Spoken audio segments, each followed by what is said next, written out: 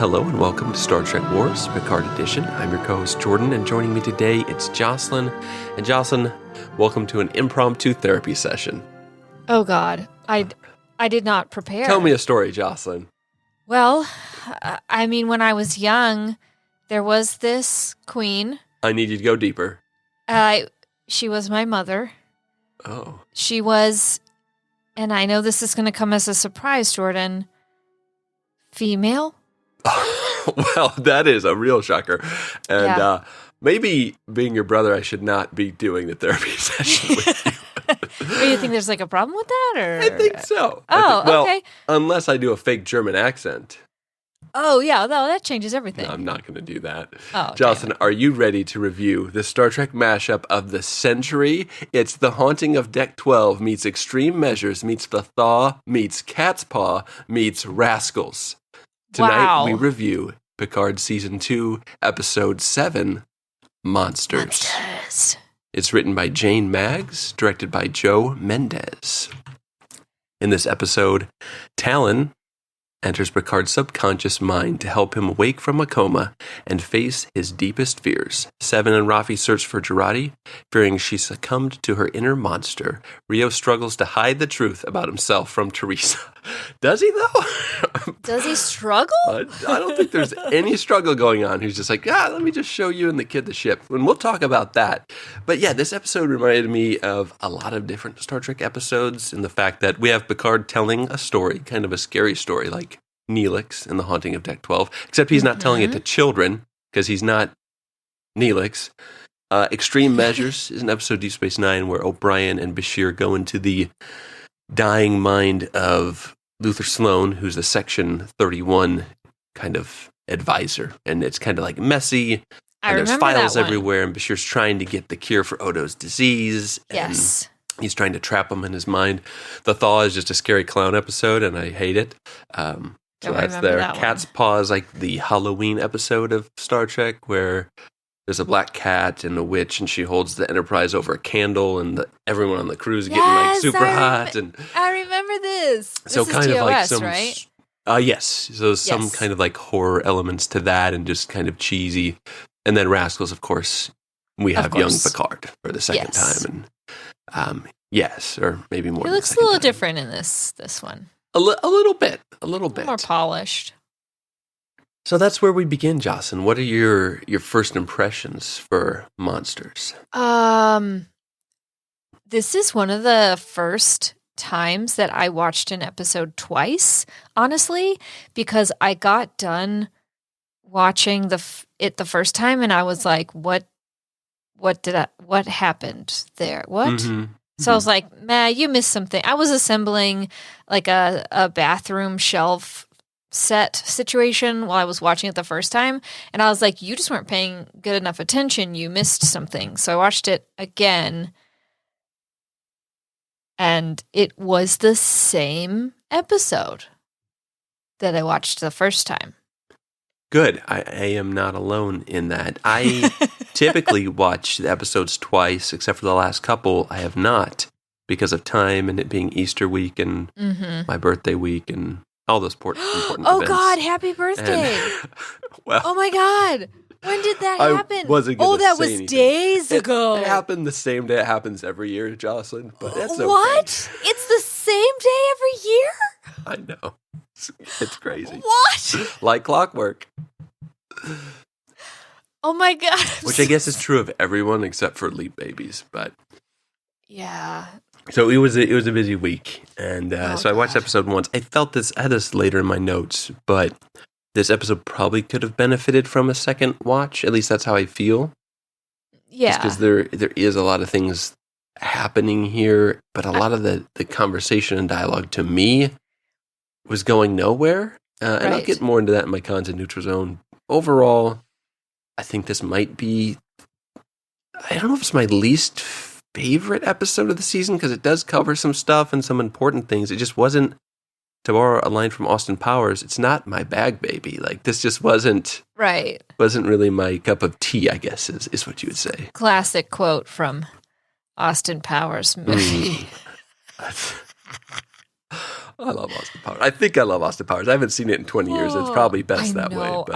I'm worried to watch it again. It's the same with Ace Ventura. I remember loving it and quoting it often, and I do not cherish the thought of like how it has aged, basically.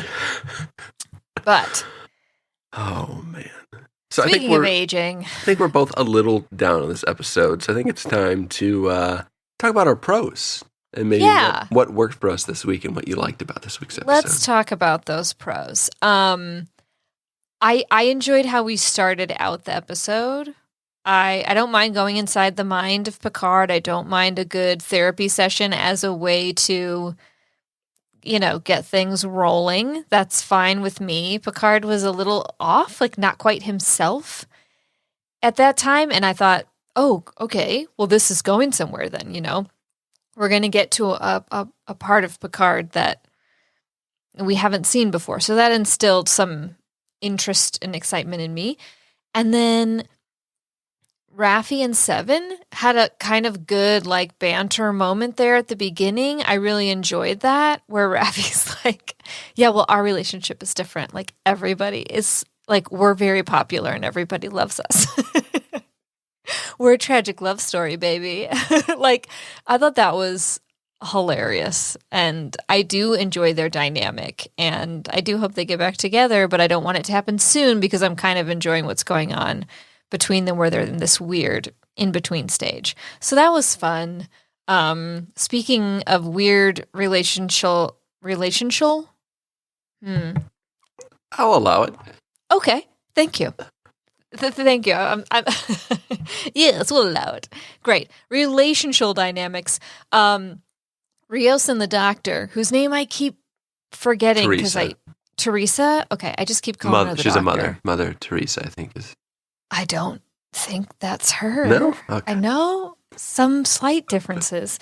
So the doc, I like their relationship. I'm rooting for them. I don't know where this is going, but you always root for the relationship when they go back in time, whether it's Kirk falling in love or whether it's Kirk falling in love or whether it's Kirk falling in love.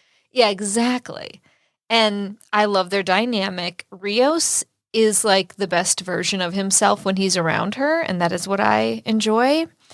I want to pull him aside and counsel him to never break out the cigar when they're together, because I feel like she will feel the same way I feel about it. And most doctors don't smoke, right? Exactly. Yeah. Or drink. They know it's bad for them, so they don't do it.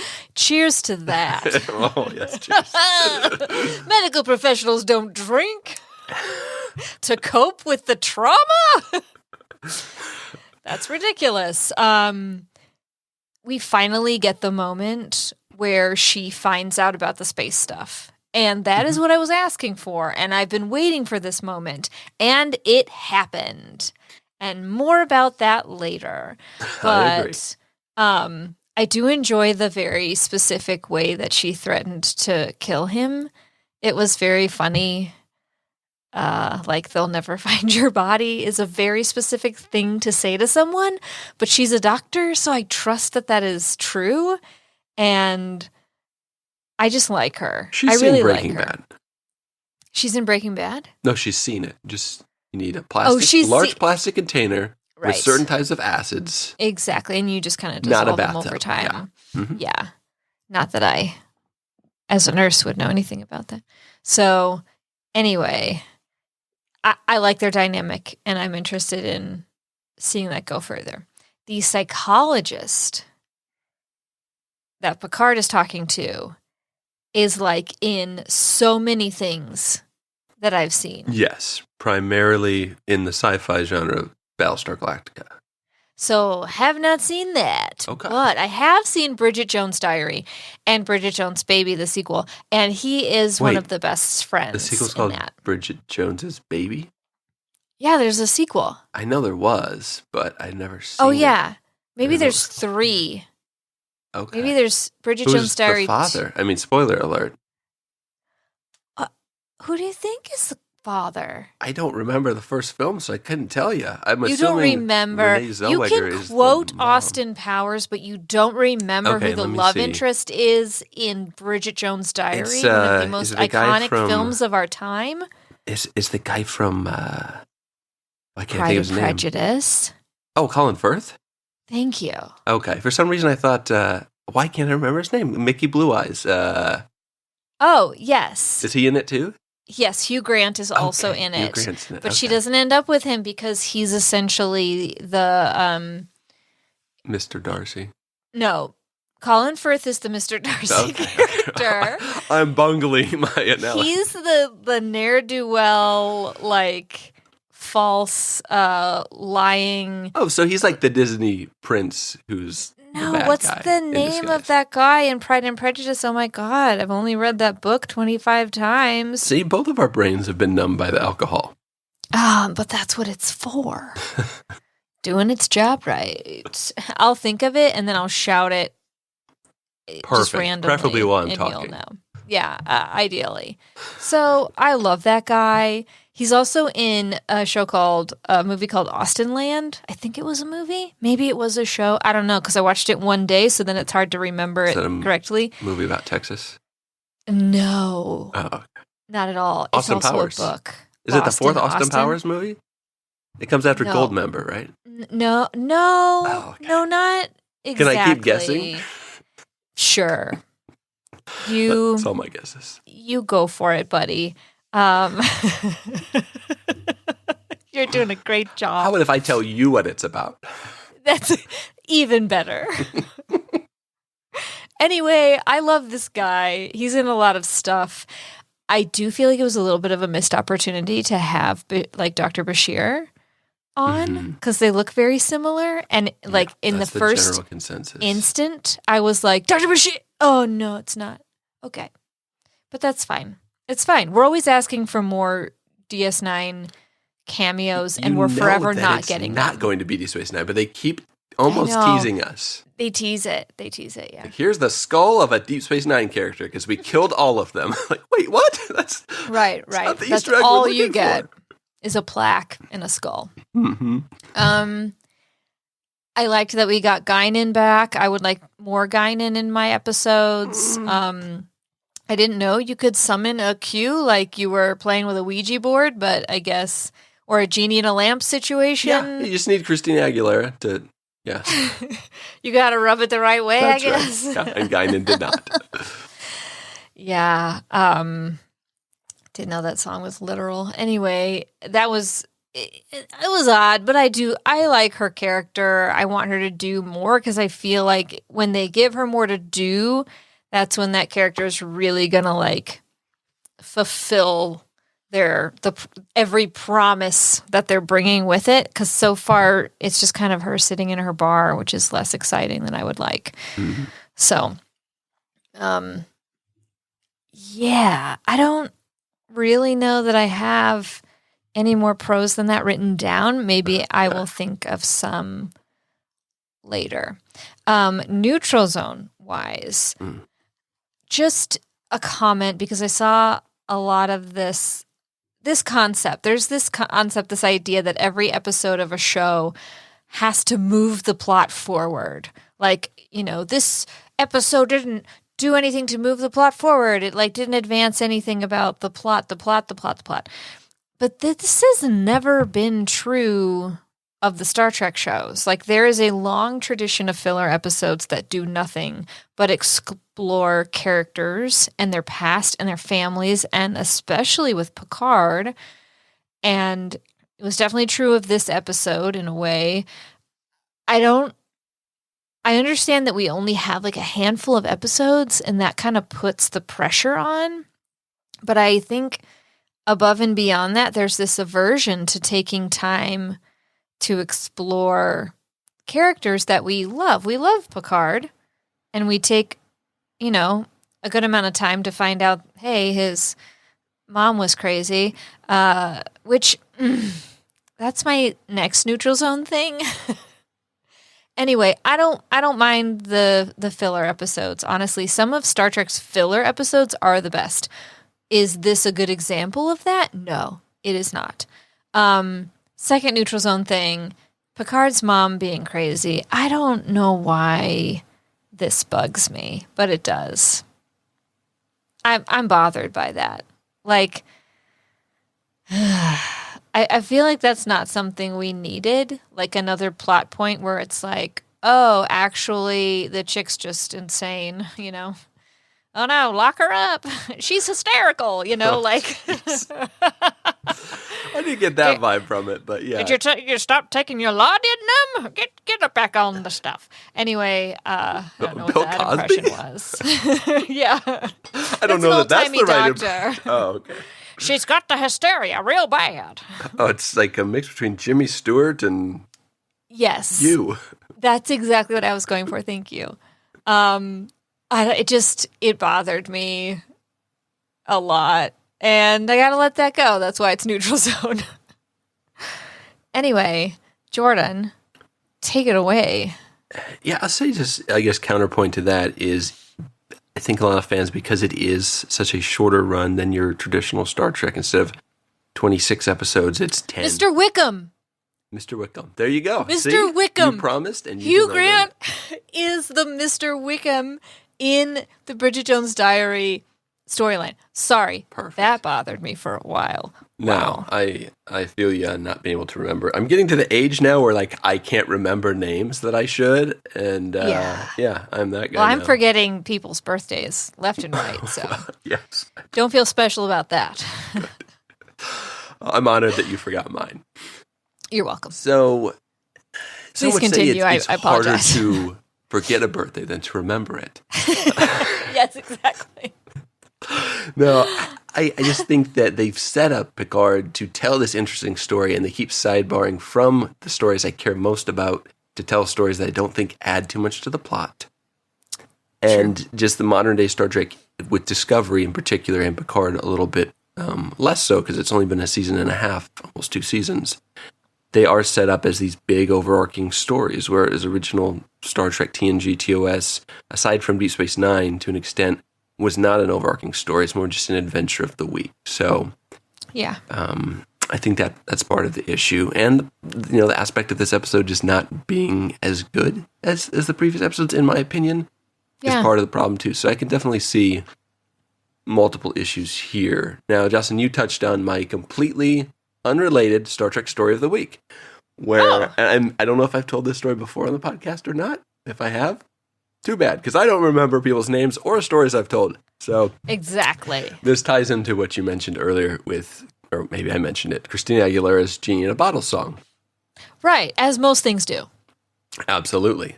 One of the greatest triumphs in music of the century, really. Was it Layers last on century? layers on layers. Inside of bottles. Exactly. I will. Where all the good things come from.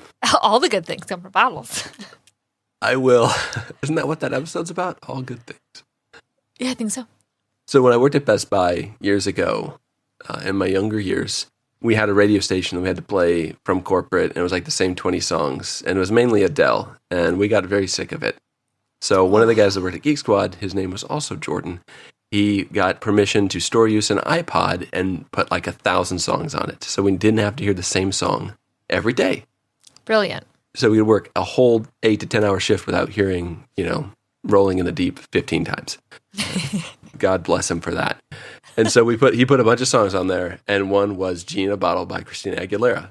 So that would come on. As you do.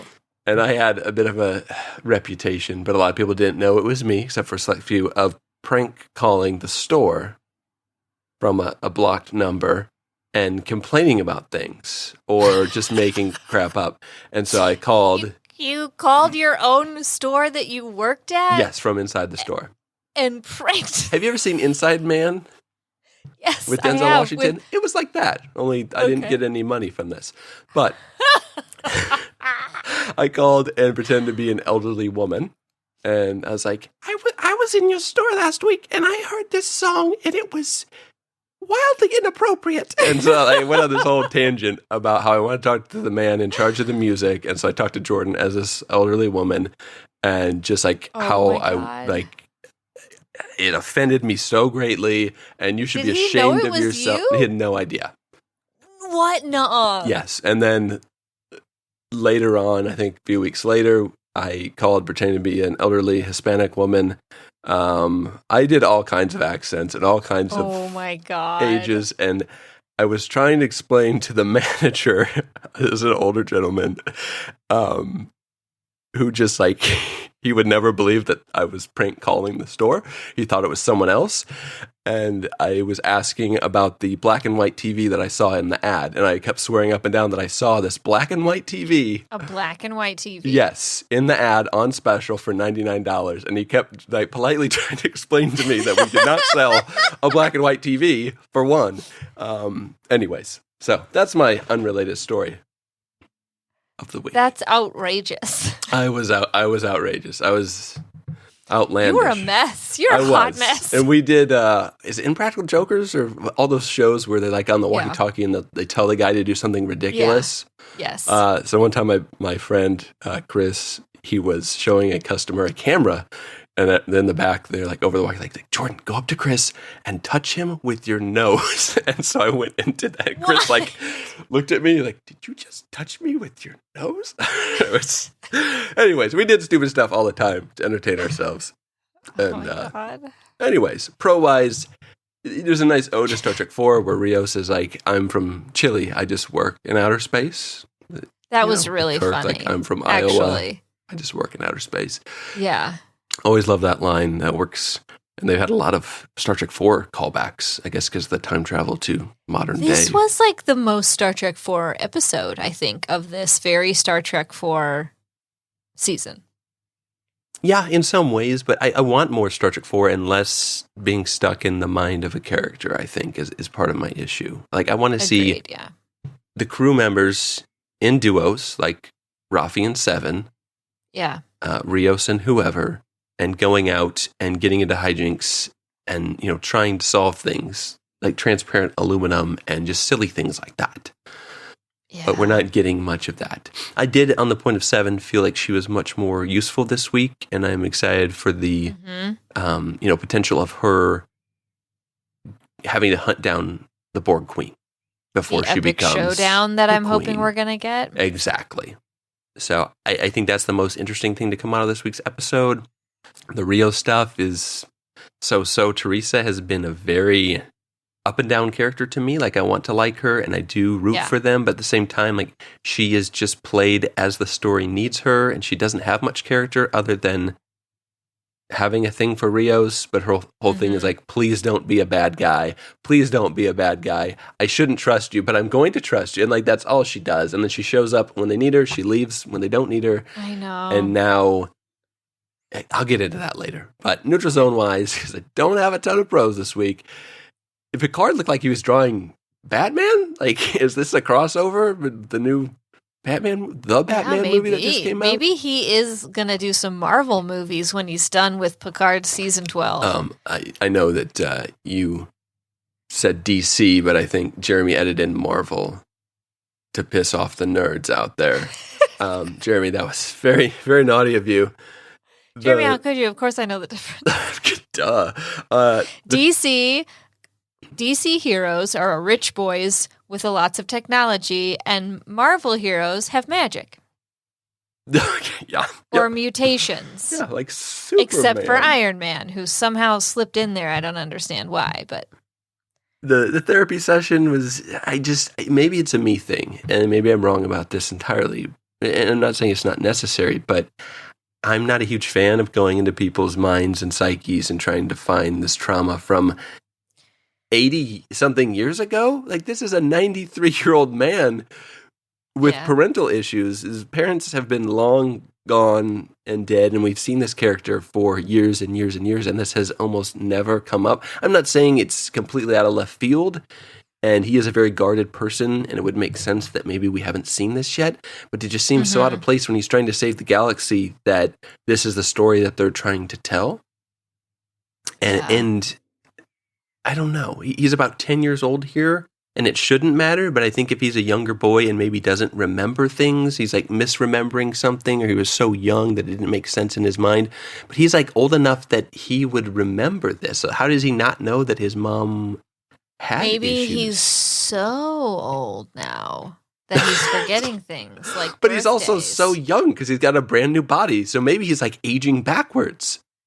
Interesting. So a real, like a surprise Benjamin Button situation. Yes. Interesting. Okay. But yeah, you'd think he would remember something like that. Mm-hmm. Well, and he would also maybe remember, obviously this is his mind, you can do anything, but the fact that the therapist looks like his dad the whole time and is his dad, it's like, you should have seen that one coming when the guy looks like your dad, talks like your dad, this is a quacks shame like your dad. on you situation. Yes. Isn't it? Oh my gosh. Yeah, I mean, that was fine. Like, I'm all for talking about mental health issues. I just don't know how it ties into the story that they're telling.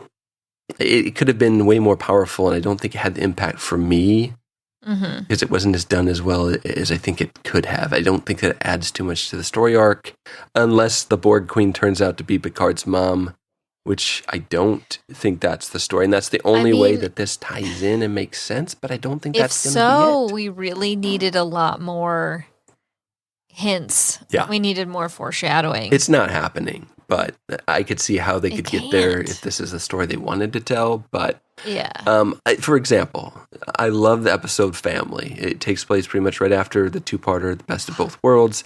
When he goes and sees his brother, right? Yes, Robert. And they get in a fight and they get all muddy. Yes. That's Episode, what I remember from that. Yeah, and that's like one of the greatest parts of that episode. It's because that episode... And that's a throwaway episode. To an extent, yes. And I think... It doesn't move the plot forward. We just get to get into Picard's life after... I think that was after he was assimilated, after he was Lucas. And I think it's one of like 2 TNG episodes that doesn't show any shots on the Enterprise. Yes. And that episode slows things down after like the greatest 2-parter in TV history to focus on Picard's trauma, which is not something that TV did much back then, and they had to fight to get that episode made. But really, it allowed us to see a broken Picard and his damaged relationship with his brother, and we get to see his family vineyard, and the story and the acting were so good that it added a lot of depth to the Picard character that we know and love in ways that this episode honestly did not for me. So that's the biggest thing here, is that they've done this before and they've done it way better in my opinion. Because I don't know, a therapist talking to Picard and most of that it's scene a little on the nose. It's a little on the nose. And a lot of it was like gibberish. Like, why couldn't it have been Talon in his mind discovering this without the therapy session going on? And he's talking to Talon, or she's seeing these things and finding out what's going on, and we see it through her eyes. In the, like, abstract way that they also kind of incorporated with his mother as this queen and him as the little prince. Yes, and I like James Callis's performance. I think he did a pretty good job, but I don't think that it just didn't tie it in that way. It just didn't hit for me as much as I think that it did for some people. Talon's earpiece being Romulan shaped was kind of cool, but at the same time, like, I totally saw it coming that she was going to be a Romulan because of that earpiece. So that surprise was not surprising. Right. It's also strange that she's probably a relative of Laris, and everyone who's a relative just looks the exact same. Exactly the same. Forever and ever. Like, okay. It's also very strange that she exposition dumps about how long it takes to regenerate her ear shape after shifting her ear from a human to a Romulan ear. She's like, I can only do it sometimes to certain things, and it's harder than you think, and it takes 8 hours for it to... Like, what? That was weird. Like, just an ear? What about your whole body? Is that going to pay off later or something? Joselyn, I think for sure that it has to, and I would file that under Chekhov's ear. Some things are, and that's not a Star Trek 2 reference. Some things are better left untold. And for me, the history of the Elorians, there's some interesting stuff there, but having a magic genie bottle with alcohol in it, which you drink and do a weird howl, it sounds way cooler on paper than the way it played out, in my opinion. Like, if this was in a novel and you read that, maybe, but just the scene here and the weird sounds and then it not working And Picard asking, the door opens and the guy's like 5 feet from walking in. And he's like, is it him? Is it him? And she has to do her little thing like, I don't know, wait 2 seconds and you'll find out.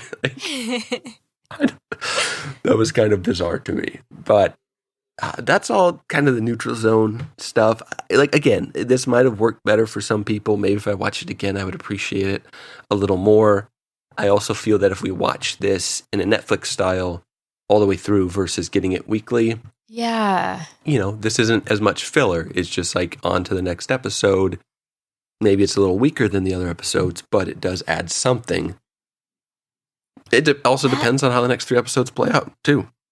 It does. Because sometimes episodes improve in hindsight. Agreed.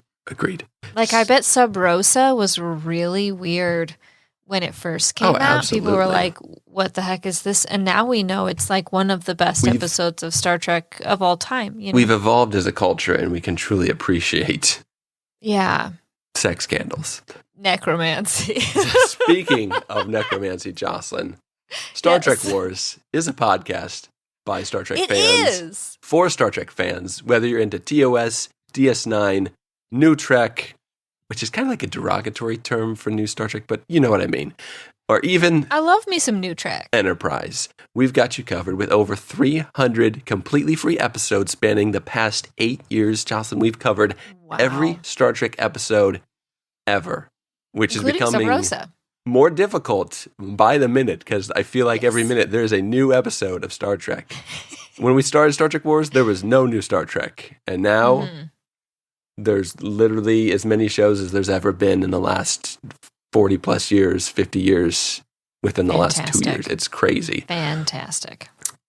And if that's not enough, Jocelyn, we have a Patreon page at patreon.com/Star Trek Wars, where we discuss bonus Star Trek content and even venture beyond the Trekverse, which I didn't even know if there was anything. Is there a place beyond the Trekverse? Apparently so. Wow. And we'll help you find it. If you're from the future and don't believe in money anymore, we've got you covered. Our meta overlord, Mr. Zuck, allows us to have a free Facebook group at facebook.com/groups/Star Trek Wars. Can't miss it. Thank you, Overlord Zuck. You can engage in scintillating conversation, vote on weekly episode polls, and even have your comments potentially read on air, like we're going to do in a minute. And Jocelyn, a little birdie, just told me, how did you get in here?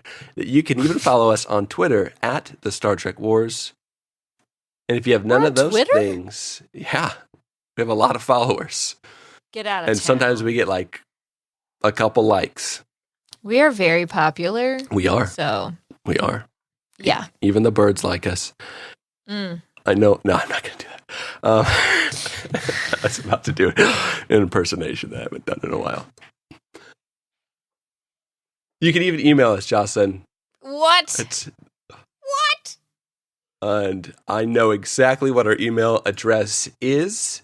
You do? Yes, I'm going to tell you in just a moment. I'm so excited to hear yes, what it could as possibly am be. I just definitely need to click one more button. StarTrekWarsPod@gmail.com. So feel free to reach out to us. And we have an email coming up that I will read after we go through our cons and our fan comments, because those are equally as important. Jocelyn, what did you not like about this week's episode? Oh, who, me? Yes. Well, look, just for my own self, there was no Girardi this episode, which was kind of like sudden. I mean, there was Girardi, but like she just walked into a bar and broke the glass and was like, I am so strong. You know, she was just a Hulk smashed and then was out, which objectively is not enough Girardi for me. Is Hulk a DC or Marvel guy? Obviously, the Hulk is Marvel because is he rich? No. Is he some kind of mutant? Yes. Okay, perfect. Thank you. Quiz me anytime on these things. I know the difference. There was no Borg Queen, like at all, which was disappointing. I really enjoy her. I enjoy them both. As previously mentioned, I enjoyed the interaction between Rios and the Doc. and she gets to use the future tech, which is exactly what I asked for. I wanted her to save Picard with future tech. It's a con, though, because... Really? I mean... You didn't like that she knows exactly how to use a device 400 years in the future that she's never seen before. And Rios is like, just think happy thoughts. And she just like fixes his brain. I told you we were getting a Mousecatool again. I knew it. I know. What is this called? It's called a MacGuffin, right? Correct. When there's just a tool that like can do anything. Solves plot inconveniences. It's upsetting because we have something that would give her the insight. It would be cool if she was like handed like a tricorder. And she could marvel at it and be like, oh my God, like I can see every neurotransmitter in the brain. I can modify pathways. I can increase and decrease activity at the push of a button. Like it would be cool if she was kind of wowed by this tech. Mm-hmm. And then like she used her medical knowledge in conjunction with this new piece of technology, which as future tech, you know, it would be probably very obvious how to use it the same way when you download a new app. It like kind of is intuitive now.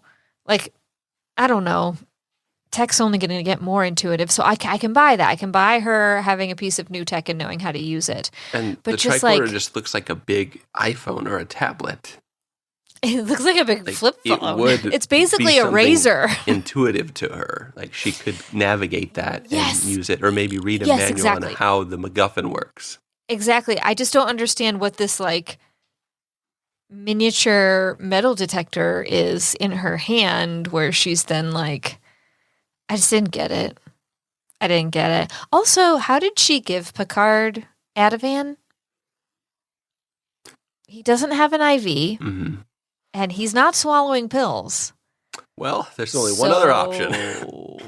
Oh, well, I've never she given wasn't wearing rectal gloves, so Ativan, I don't know. But fun fact, things are absorbed the fastest in your butt. That's what I've somehow learned. Yeah. Like cocaine. Just something to think about. Oh my God. Jordan... Stop putting cocaine in your butt. I've told you so many times. Did you ever watch the show Future Man? No, you told me to. And I watched the first episode. He's a janitor or something. Yes. And then he gets... He gets the high score in a video game and people come from the future because he's the chosen one because he beat this game that's impossible to beat and he has to help them save humanity It's like the computer war... It's like War Games or the computer war tennis shoes. Which one is that? With Matthew Broderick in it, where War he Games, like is War Games, right? Pretty sure. Where he's on the computer and he has to like computer stop. Computer War Tennis Shoes like a young Kurt Russell or something. I think it is Kurt Russell. Yeah, they're almost the same. Very attractive, that guy when he was young.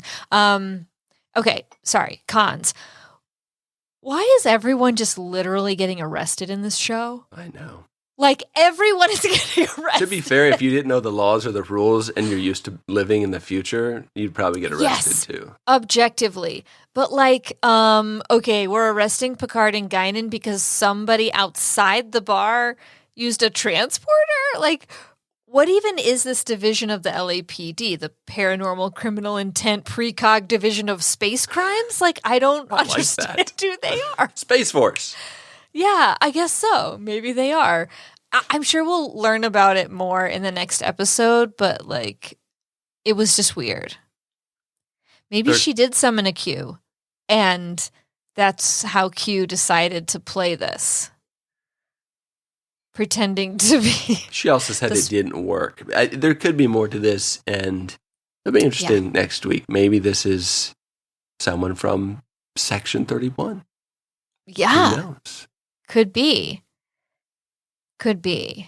And I mean... They could have had Michelle Yeoh right there. That would have been a nice little cameo crossover backdoor pilot into the show that's not going to happen. But, hey. Are we not getting a Michelle Yeoh show? I would say Michelle, no. I would say Michelle, oh no. There's a new Michelle Yeoh movie called Everything Everywhere All at Once or something of that nature that looks interesting. I've heard it's good. Yeah. I've heard it's really good. I'm going to watch that. Came out of nowhere. I'll watch anything she does. She's amazing. And I would definitely watch a Trek show with her as a headliner. So I probably would. It depends.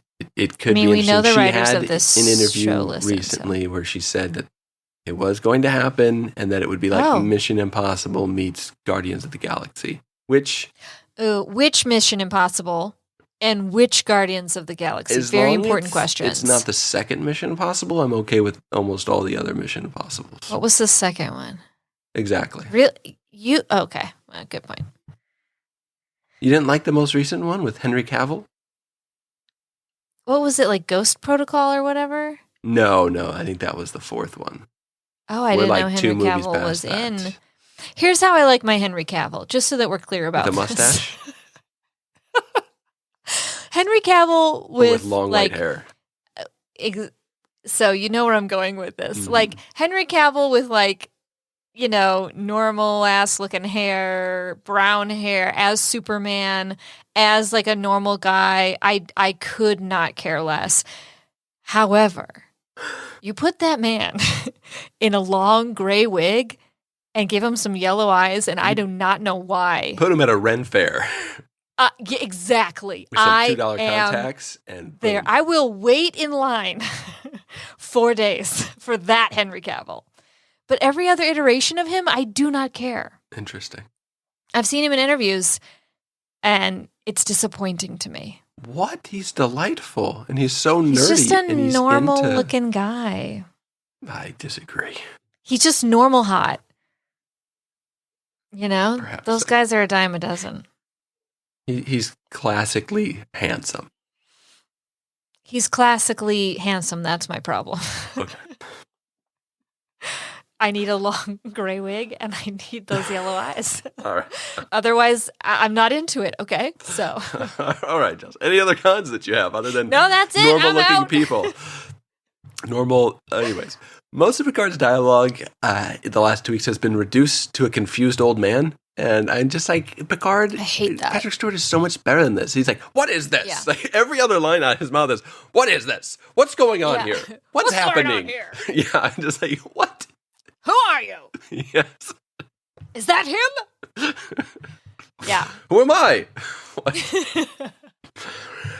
I think part of the struggle for me is I love Star Trek out of place, out of time.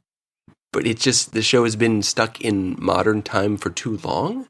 It's just too much time in pretty much present day without doing much in present day. This story could really take place later on. It could take place in, 2042 or, whatever. It doesn't, this time period so far, I know there's an event, but they haven't really gotten to the meat of that.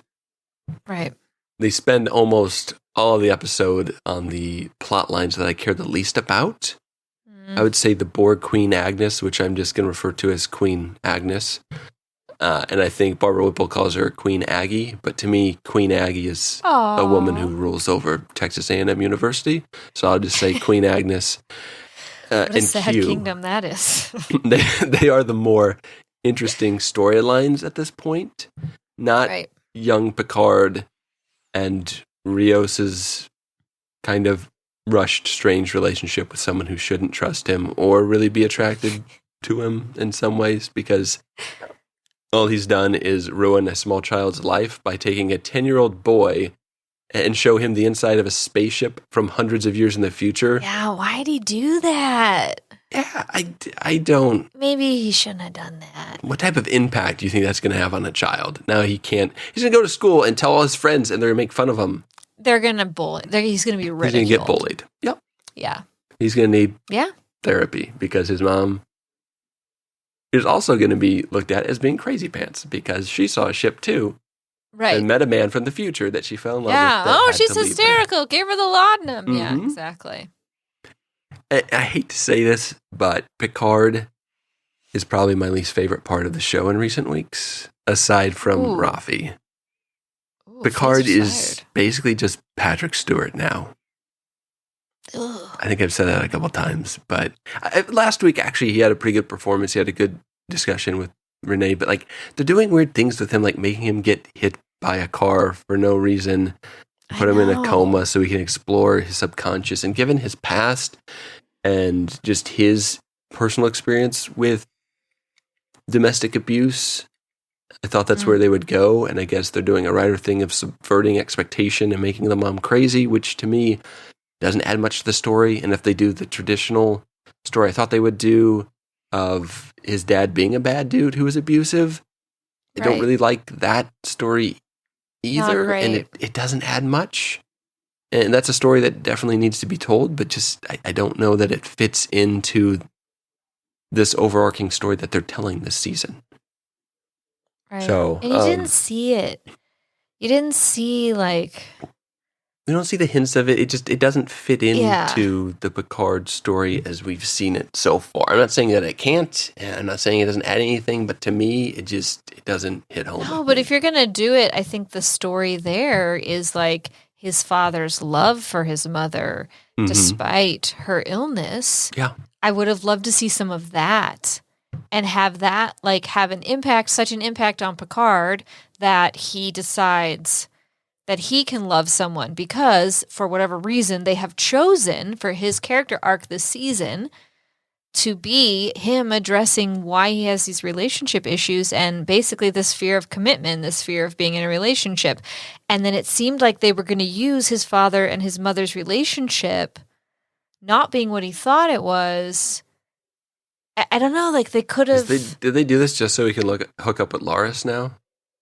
I think so. I think that's where it's going, but I would have really loved to see an example of his father loving his mother and not just locking her in a room, which was done out of love, I guess, but could we have seen something a little more tender, a little more nuanced, Can we also see a future where mental health is not as big of an epidemic as it is now? That would be nice. Could we? I would love that. Yeah, no, the solution is lock them up, Joselyn. Yeah.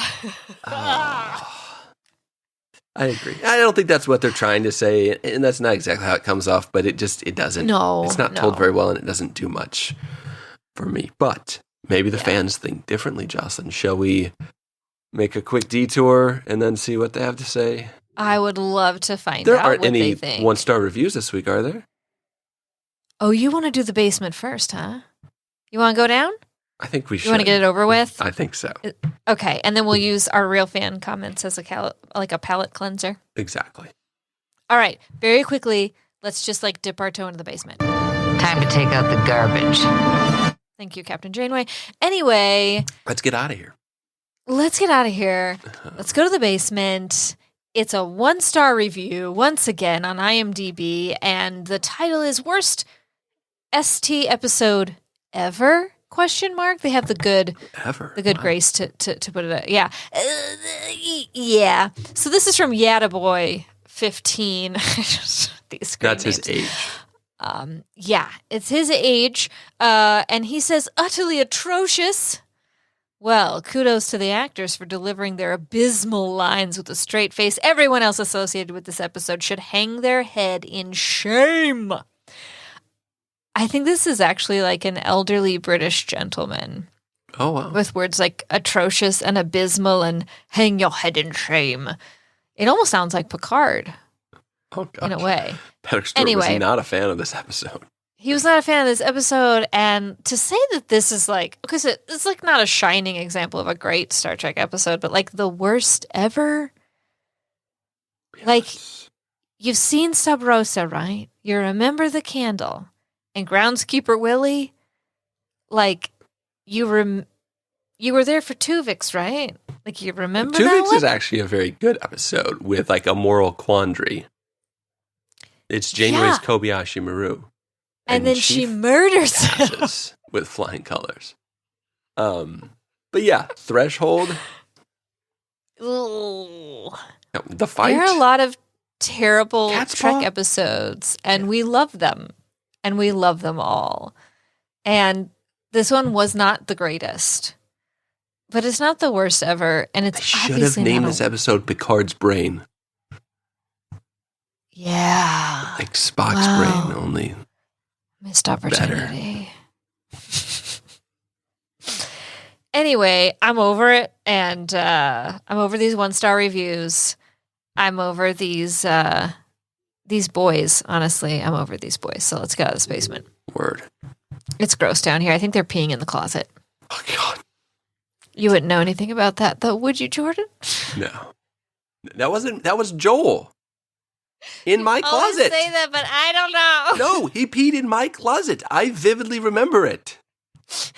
Because I was disgusted. He was marking his territory, I guess. He was marking his territory, man. You guys are just so weird. Anyway, Weird.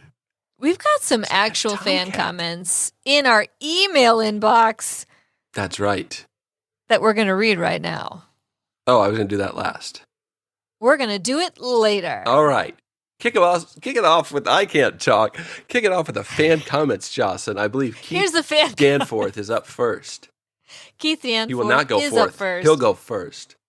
That's right. He'll go Keith Dan first. You're Dan right. Hey, you're Dan right. Oh, my God. Okay. So Keith says, from a cinematic point of view, the episode was a great mix of dark foreboding, layered over Picard arguing with a therapist, layered over his own misgivings about his father. Taken against the whole TNG and Picard character, it explains a lot of feelings and decisions he made as captain of the Enterprise and why Generations was an especially powerful movie for the character. But from a plot point of view with the season, it just felt kind of like a filler episode at a point where we really should be setting up for the final showdown.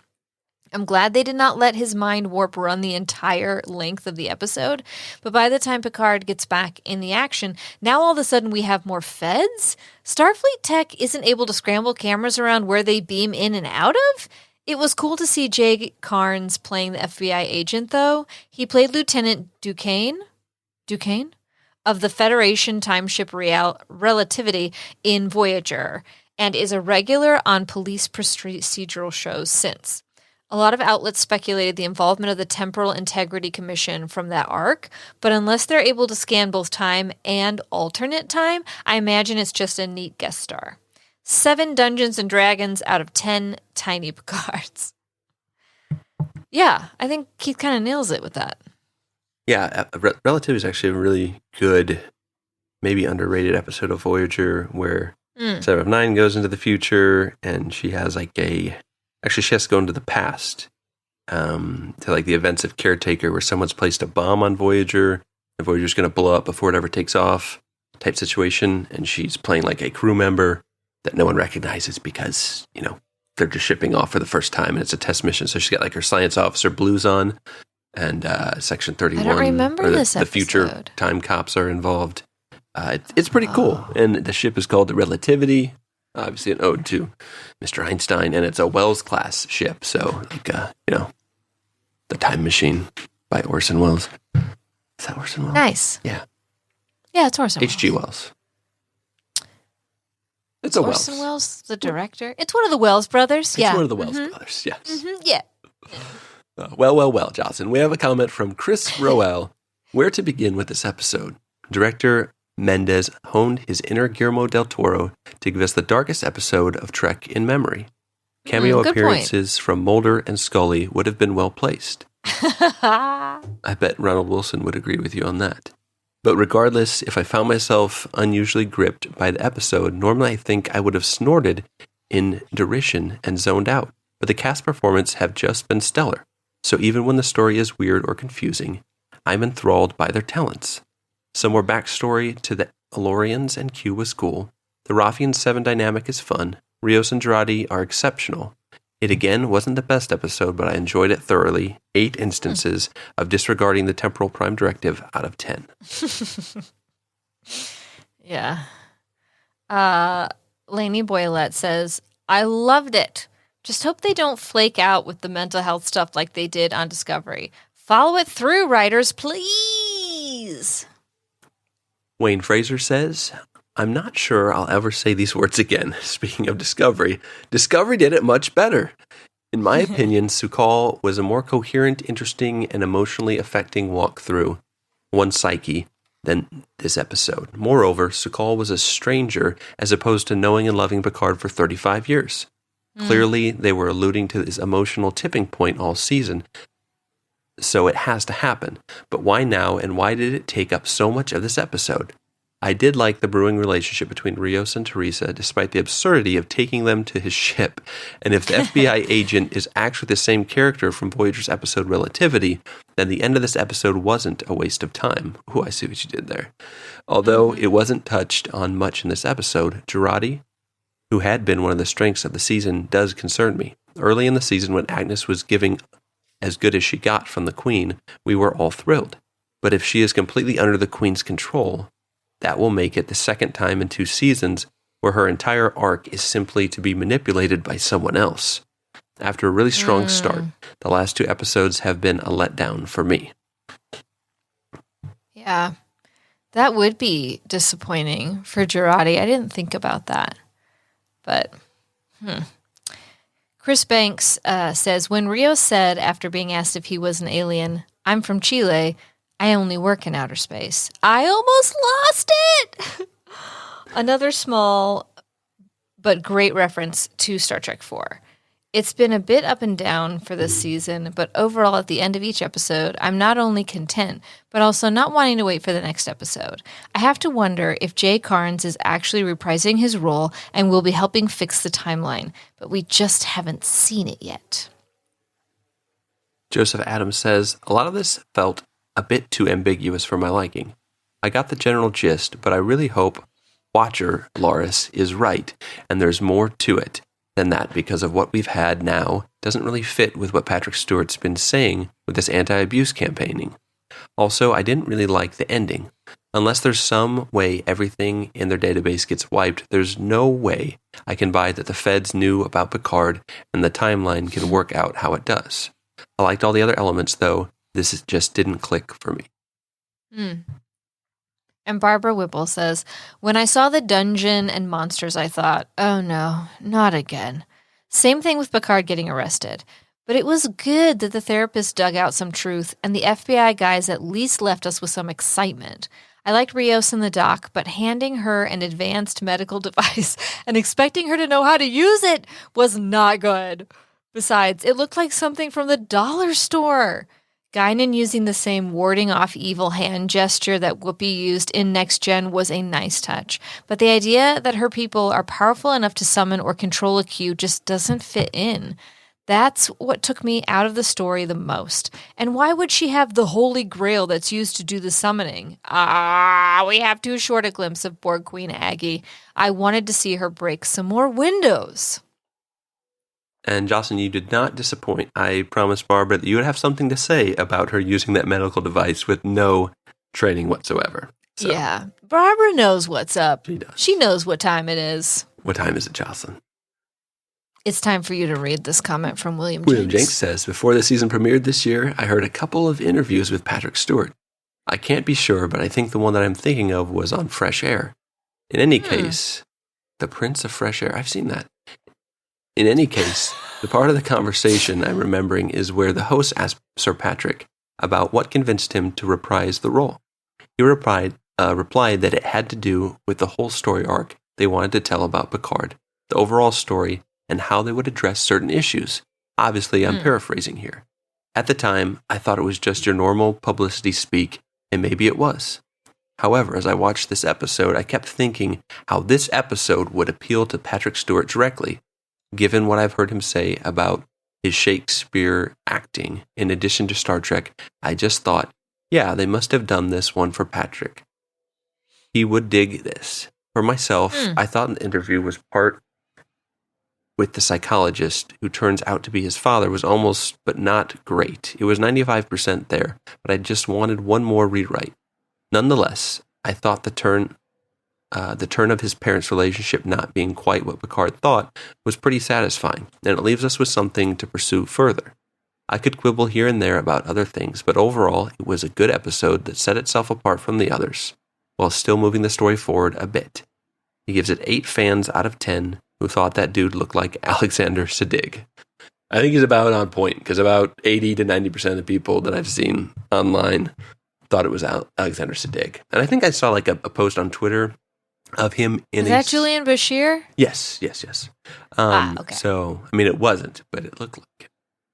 Yeah, like I was just like, I didn't get that because No. I think I saw a picture on Twitter of him in that uniform, and I knew the actor was James Callis, who plays Gaius Baltar in Battlestar Galactica. And I have not seen him in a lot of things. I know he's been in a lot of things. he plays Bridget Jones' but best I friend. didn't see too, in Bridget Bridget Jones Diary. 2 or 3, if there are 3. You really need to watch the first one. Obviously, seen is the the first one. best. Now, Yeah, doesn't you Renee probably need to watch it Zellweger again look though, because you don't remember. completely different now?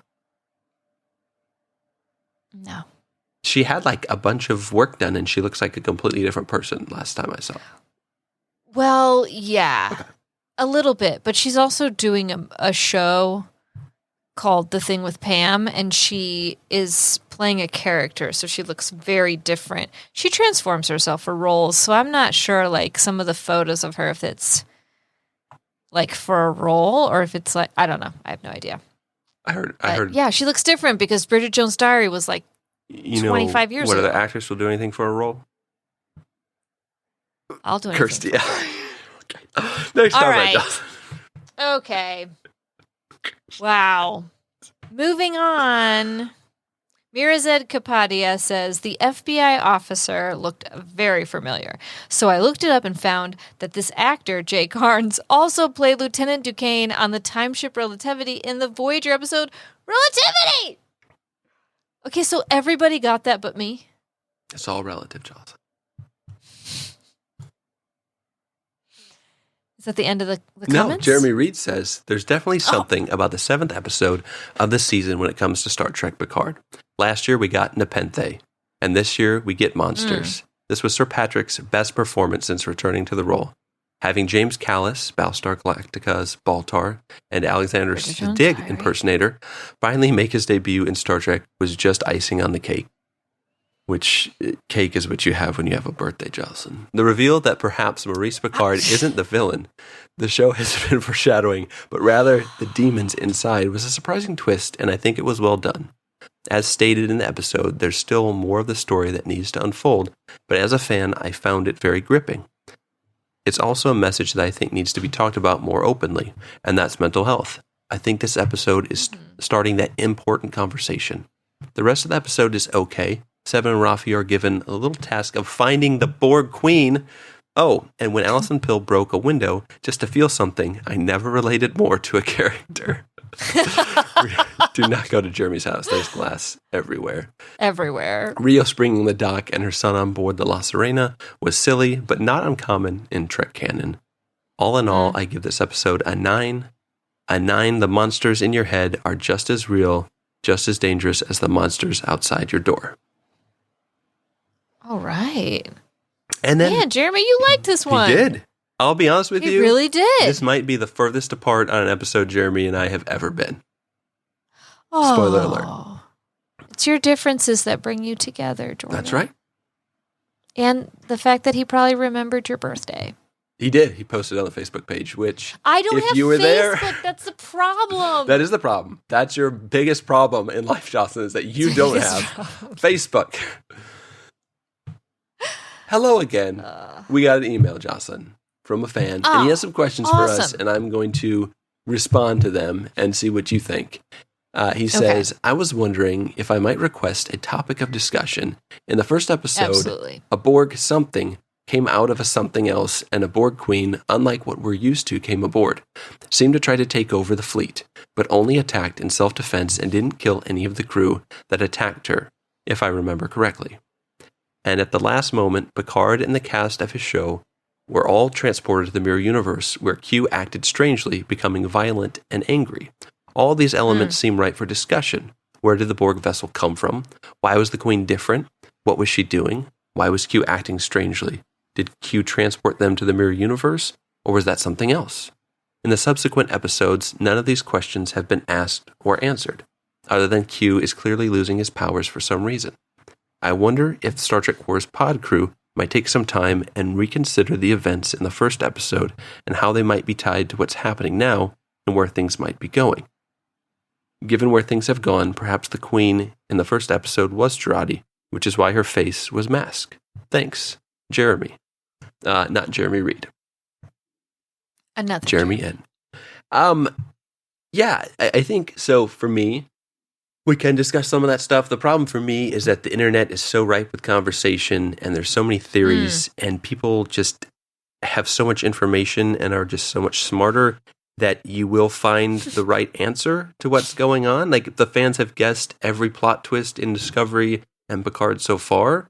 So when I go down that rabbit hole, it's hard for me to discuss, because the more I look into it, the more I kind of spoil myself and find the answers to things I don't want to know yet. I like speculating, so I think we can do some speculation, but I know, Jocelyn, you try to avoid spoilers as much as possible. Well, luckily for you, I do not utilize the internet to investigate anything related to Trek outside of 1-star IMDb reviews and which Bridget Jones' Diary movies that guy is in. So I'll take this on, actually, and just I will answer every question probably accurately, just off the top of my head.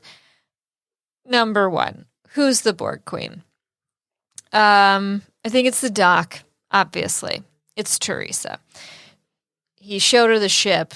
He opened up an entire new world to her, and she just got a taste of that power with that device. Clearly, she steals the device and she markets it for herself, makes a ton of money, therefore becoming, of course, a DC Marvel villain. It's the first ever crossover villain with Trek, DC, and Marvel. So, yeah, she uses all of her money to construct a Borg ship and the fancy new Borg outfit, which you obviously need a lot of money if you want a face mask with moving parts. Those are very expensive. So, yeah, it's probably Teresa in there. What was the next question? The next question is, did Q move them to the Mirror Universe, or did something or someone else? Oh, yeah, that was actually like a big mistake. Q was trying to trap them in a hologram program, like a holodeck situation, since we haven't gotten a holodeck episode from, I think, Discovery or Picard yet, right? Yeah, that sounds right.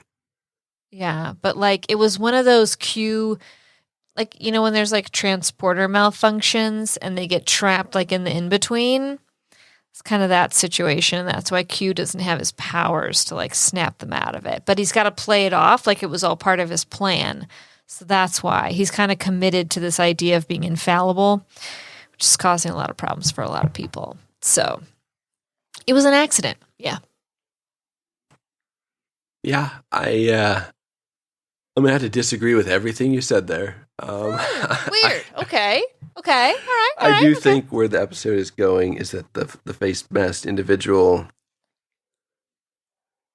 would probably have to be Girardi, but Girardi is present on the bridge during the events of that attack. So I guess it's got to be her from another timeline, I'd imagine. Because and you're only going to mask the character if the identity is going to be a big secret reveal. I mean, unless... Could be 7 of 9? It could be 7. Because Agnes could assimilate anyone at this point in time. But since the Borg Queen is merged with her... But she wouldn't make her the queen. It makes the most sense that it's Girardi at this point. So I would roll with that. So maybe Girardi is going back in time to before she was the Borg Queen. Maybe she's trying to help them. And they're just... Yeah, maybe she's trying to undo what she's done. Probably. I think that makes the most sense. As for Q... No idea. The only time we've seen Q powerless is because the Continuum took his powers away, and he shows up naked on the bridge of the Enterprise floating, and it's hilarious, and he eats ice cream and gets a tummy ache and gets stabbed in the hand by Guinan. That's a great episode. Guinan! So I don't know. I guess the problem with playing the speculation game is you're either going to be wildly wrong, or you're going to be right, and you're going to spoil yourself and others. So I guess we could have a segment like at the end of the episode that's spoiler talk where we can get into stuff like that. And you not being spoiled on anything can definitely throw stuff out there. And I don't know if stuff is right, and I try not to go down that rabbit hole. Sometimes I see stuff or theories, or even our fans will speculate. But I think it's all guesses at this point. And I think I just want to kind of see where the story goes. Because trying to figure out why Q, that's definitely a game I'll play in my head when I'm thinking about this show at work or something, or I'll talk with someone. Yeah. But doing it in a podcast form is just, it's not as interesting to me as talking about kind of what we've seen and what we know and maybe what we want to see next week. But I know there are a lot of people that like speculating about next week and what's going to happen. And that's what our next time segment's on for, Jocelyn. So, Yeah. what happens next week? And thank you for the email, by the way. Yeah, thank you. First, let's rate the episode, Jocelyn, because I'm nothing if not a stickler for the format. Yeah, so last week, I gave last week's episode a 6, and this week was not better Okay. than that episode. I So agree. I am also going to give this one a 6. And then I didn't add anything flashy after that. So Okay. it's just a 6. I give this one, I'm right close to in line with you. I think it is a little worse. Is it actually worse than last week as a Star Trek episode? I think this one's actually trying to do something and say something for itself. Yeah. It just It was didn't trying a little harder. register with me, at least on first view. I'd like to rewatch it, but I do think it's probably my least favorite. Just sitting down and watching it, I think I enjoyed it the least of the episodes so far. Oh. So I will give it a 5.5 drink Picards. Ooh. I like that reference of 5 drink Picard, where she's like, "You're probably fun after 5 drinks." That was fun. The council members on our Facebook page who got in for absolutely free, they rated this a 7 even. It makes the overall score a concerning 6.1666. So we'll just call it a 6.2. Whoa. And we'll throw it to you, Jocelyn, for your next time on Star Trek Picard. Well, next time on Star Trek Picard, they go full Star Trek 4 when Talon has to disguise her Romulan ears, so she adopts the white robe, white headband situation. They find Jurati. She's in an aquarium, obviously, but only the whale knows which way she went. So clearly Talon has to get in the tank and mind meld with the whale so the whale can tell them where Jurati went. And although successful, it's just a little on the nose. You know what I mean? I agree. Well, Jocelyn, 2 things happen next week. The first is pretty tragic. Actually, I don't know which one is more tragic, actually, but a lot of patients come in with heart issues and unfortunately die because Picard has fried the defibrillator machine for no apparent reason. And Teresa does not have the money to replace it because she's busy buying parts for her Borg Queen costume. Exactly. And secondly, Laris or Talon, whatever we're calling her this week, when she's in Picard's psyche, stumbles upon a very, very bizarre and awkward situation where Picard is in a lounge singing a song he has written for her entitled "She's Got Those Anar Eyes."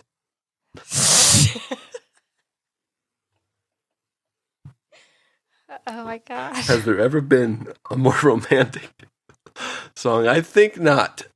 I think not. I think that's how you get pink eye.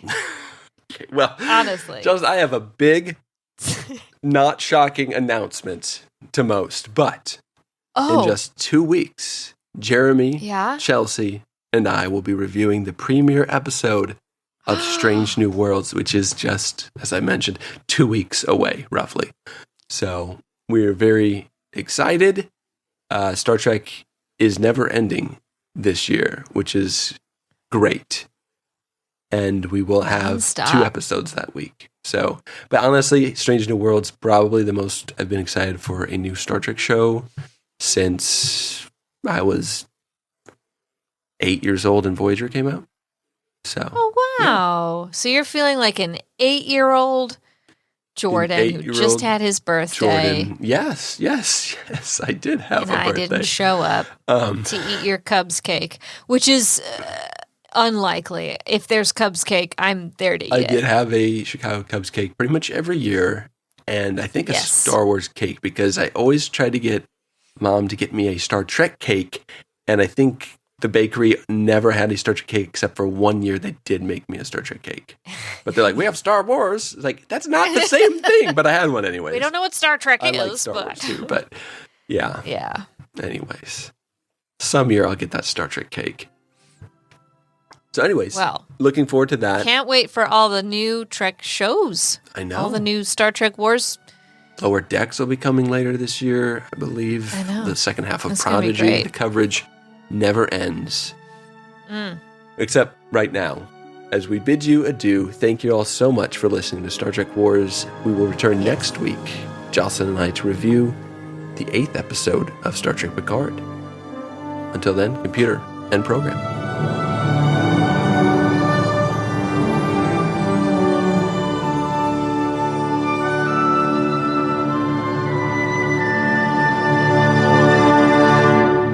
Thanks for listening to Star Trek Wars.